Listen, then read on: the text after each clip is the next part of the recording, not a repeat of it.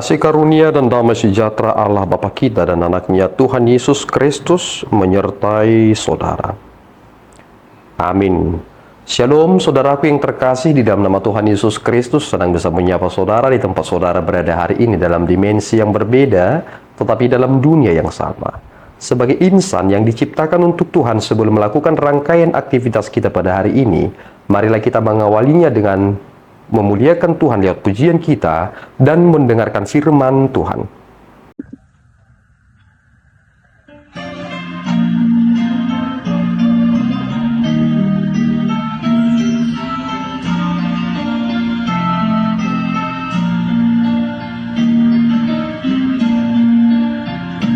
Kasih-Nya mempersatukan yang percaya kepadanya, yang terpanggil dalam satu harapan bagai tubuh Kristus Tuhan.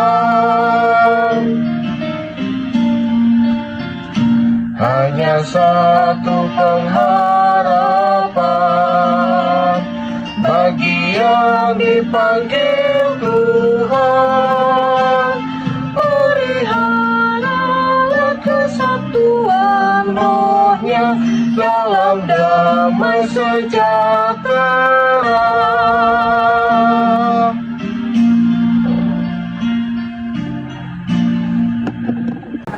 Renungan untuk kita pada pagi hari ini diambil dari Efesus 4 ayat 2. Demikian bunyinya: Hendaklah kamu selalu rendah hati, lemah lembut, dan sabar. Tunjukkanlah kasih-Mu dalam hal saling membantu. Demikian firman Tuhan untuk kita hari ini. Saudaraku yang terkasih di dalam nama Tuhan Yesus Kristus, kita boleh katakan bahwa apa yang kita dengarkan hari ini adalah ucapan yang begitu agung. Bahwa kita tidak akan mendapatkan ucapan yang demikian dari dunia ini.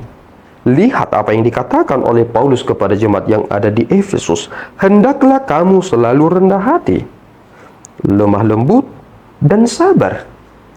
Rendah hati sering sekali dipahami oleh Greco-Roman sebagai hal yang bukan kebajikan. Nampaknya mereka memahami bahwa jika seseorang menunjukkan tentang sikap rendah hati, itu menunjukkan bahwa mereka berada di dalam strata yang lebih rendah.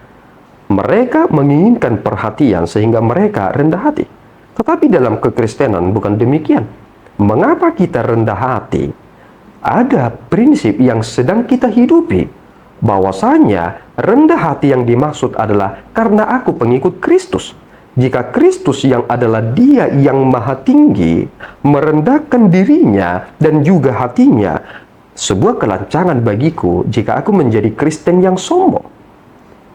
Aku harus menjadi Kristen yang rendah hati. Kemudian, lemah lembut merupakan bagaimana Yesus Kristus memanggil kita.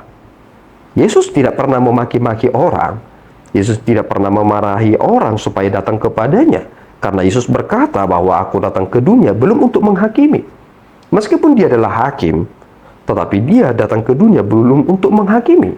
Dengan seruan lemah lembutlah Ia ternyata memanggil orang-orang berdosa untuk datang kepadanya, supaya mereka bertobat, supaya mereka percaya, dan mereka akan menerima pengampunan dosa. Tidak ada paksaan di sana.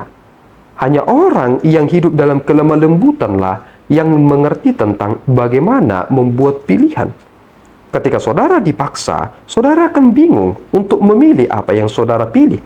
Tetapi jika saudara tidak dipaksa, saudara memiliki kehendak bebas untuk memilih, saudara akan mempertanggungjawabkan apa yang saudara pilih. Dan pilihan itulah yang disebut dengan cinta sejati.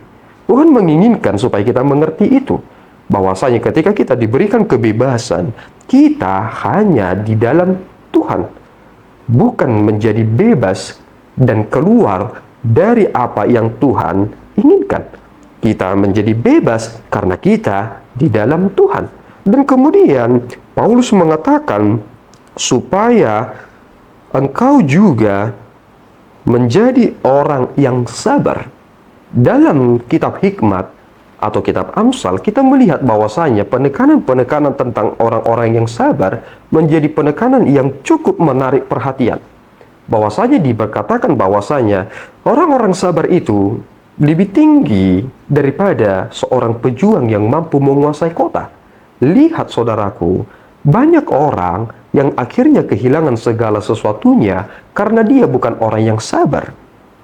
Padahal kesabaran itu harus menjadi karakter kita, bahwa aku mengetahui tentang apa yang aku lakukan, sehingga aku harus bersabar, sehingga pada waktunya hal itu akan dinyatakan. Tetapi jika kita bukan orang yang sabaran, kita orang yang tergesa-gesa, kita akan sulit melakukan apa yang disampaikan oleh bagian yang terakhir. Jika kita tidak rendah hati, lemah lembut, dan sabar, kita akan sulit menunjukkan kasih kita dalam hal saling membantu. Jika saudara bisa membantu seseorang, saudara mengerti tentang ketiga hal itu. Karena saudara tidak akan bisa menolong orang lain dengan baik jika saudara egois. Saudara tidak akan bisa menolong orang lain, mengasihi orang lain jika saudara bukan orang yang hidup dalam kelemah lembutan. Dan saudara tidak akan bisa menunjukkan kasih saudara dalam hal saling membantu jika saudara bukan orang yang sabar. Tetapi Kristus telah menunjukkan itu, dan itulah modal bagi kita untuk menjalani hidup kita. Kiranya Tuhan menolong kita. Amin, kita berdoa. Ya Tuhan, kami bersyukur atas berkat-Mu. Engkau telah menolong kami, dan kini Engkau menginginkan supaya kami hidup sebagaimana Engkau menunjukkan itu di dalam pribadi Yesus Kristus. Tolong kami ya Tuhan, supaya kami benar-benar hidup di dalam kerendahan hati, di dalam kelemah lembutan, dan di dalam kesabaran itu. Dan hal itu akan menolong kami menunjukkan bagaimana kasih kami untuk saling menolong. Bimbinglah kami ya Tuhan, supaya kami benar-benar hidup seturut dengan kehendak-Mu. Di dalam Yesus, kami telah berdoa dan mengucap syukur. Anugerah Tuhan kita Yesus Kristus, kasih setia Allah Bapa kita, dan persekutuan Roh Kudus menyertai saudara. Amin. Tuhan Yesus memberkati.